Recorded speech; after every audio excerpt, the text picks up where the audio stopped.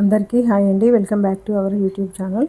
ఈరోజు మీకు నేనైతే రైస్లోకి కొబ్బరి పచ్చడి ఎలా తయారు చేసుకోవాలో చూపిస్తాను ఈజీ పద్ధతిలో. ఇదైతే ఒక కొబ్బరికాయ అండి, ఒక 8 ఎండుమిర్చి, ఒక 6-7 అయితే పచ్చిమిర్చి, ఒక నిమ్మకాయ సైజు కంటే ఎక్కువనే అండి, పెద్ద నిమ్మకాయ సైజు కంటే ఎక్కువనే చింతపండు తీసుకున్నాను. ఇవైతే పోపులోకి అండి శనగపప్పు, మినపప్పు అండి, కరివేపాకు, కొత్తిమీర అండి, ఇవి కూడా పోపులోకి అండి. చింతపండు అయితే ఒక 2 నిమిషాల పాటు నేను నానబెట్టుకుంటానండి. ఇప్పుడైతే ఎలా చేసుకోవాలో చూపిస్తాను. ఇప్పుడైతే కడాయి పెట్టుకున్నా అండి. కడాయి అయితే వేడైంది. ఒక 2 టేబుల్ స్పూన్ల కంటే ఎక్కువనే ఆయిల్ వేస్తున్నాను. ఇది వేడయ్యేంత వరకు ఉంచుకొని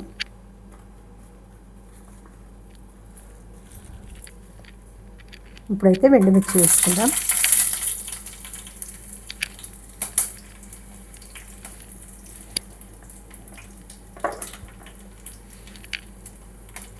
పచ్చిమిర్చి వేసుకుందాం.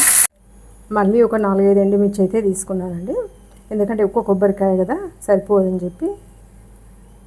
మొత్తం అయితే ఒక 11-12 తీసుకున్నా అండి ఎండుమిర్చి. పచ్చిమిర్చి అయితే ఒక 8-9 తీసుకున్నా. ఇప్పుడైతే జీలకర్ర వేసుకుందాం.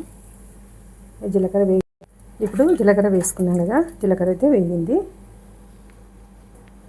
ఇప్పుడైతే కొబ్బరి వేసుకుందాం. కొబ్బరిని అయితే ఒక 2 నిమిషాలు అయితే ఇలా మగ్గనిద్దాం.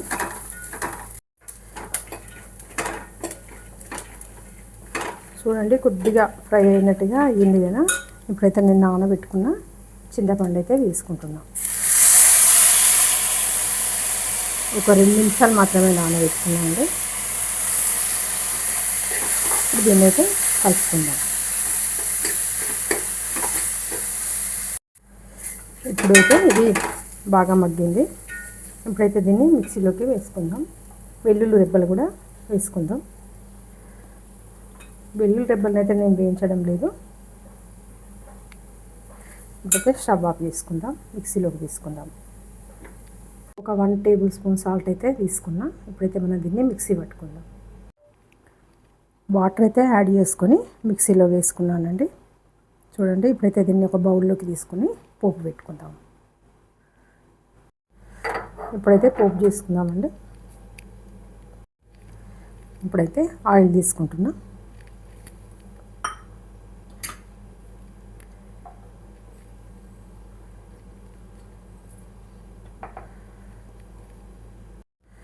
జీలకర్ర,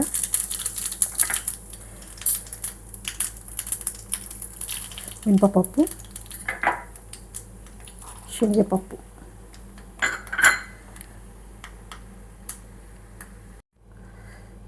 కరివేపాకు వేస్తున్నానండి, కొత్తిమీర, పసుపు అయితే నేను ఫస్ట్ అందులో వేసుకున్నాను, మీకైతే చూపించలేదు. కొద్దిగా ఫస్ట్ అయితే మనం అంటే కొబ్బరి వేయించుకున్నప్పుడైతే కొద్దిగా వేసుకోవాలి. మళ్ళీ ఇప్పుడు కూడా కొద్దిగా అయితే పసుపు వేసుకున్నాం. ఈ ఒక్క కొబ్బరికాయ తీసుకున్నాం కదండి. ఒక కొబ్బరికాయకైతే ఒక 12 ఎండుమిర్చి, ఒక 8-9 పచ్చిమిర్చి అయితే పట్టినవి. సాల్ట్ అయితే ఇంకొక టేబుల్ స్పూన్ వేసుకున్నా అండి. ఒక 2 టేబుల్ స్పూన్ సాల్ట్ అయితే ఇప్పుడైతే కరెక్ట్గా సరిపోయిందండి. నేను మిక్సీ పట్టేటప్పుడు అయితే టేస్ట్ చేశాను.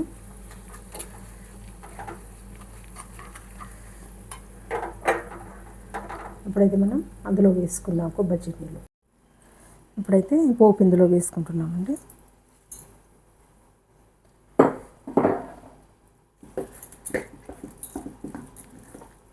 ఇలా కలుపుకొని అయితే మనం రైస్లోకి తినడమేనండి.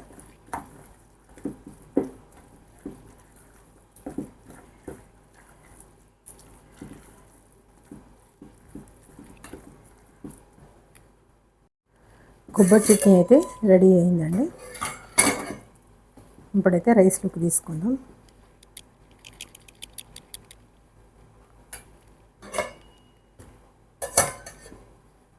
టేస్ట్ చేద్దామండి. ఇందులోకైతే నెయ్యి వేసుకోవద్దు, అలానే టేస్ట్ బాగుంటుంది.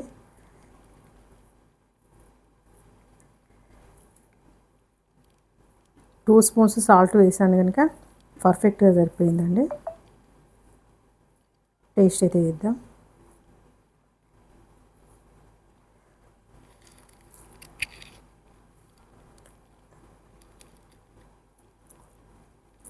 చాలా బాగుందండి. చాలా అంటే చాలా బాగుంది.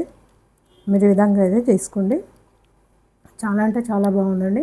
ఒక కొబ్బరికాయకైతే నేను ఒక 12, 13 ఎక్కువనే ఎండుమిర్చి తీసుకున్నా అండి. ఒక 8, 9 పచ్చిమిర్చి తీసుకున్నా. ఒక పెద్ద నిమ్మకాయ సైజు కంటే ఎక్కువనే చింతపండు తీసుకున్నా అండి. పర్ఫెక్ట్గా సరిపోయిందండి. ఉప్పు అయినా మిర్చి అయినా కరెక్ట్గా పర్ఫెక్ట్గా సరిపోయింది. సాల్ట్ అయితే 2 టేబుల్ స్పూన్ తీసుకున్నా అండి. మీరైతే ఈ విధంగా చేసుకొని చూడండి. నా ఛానల్ నచ్చినట్టయితే లైక్ చేయండి, షేర్ చేయండి, సబ్స్క్రైబ్ చేయండి. థ్యాంక్ యూ అండి.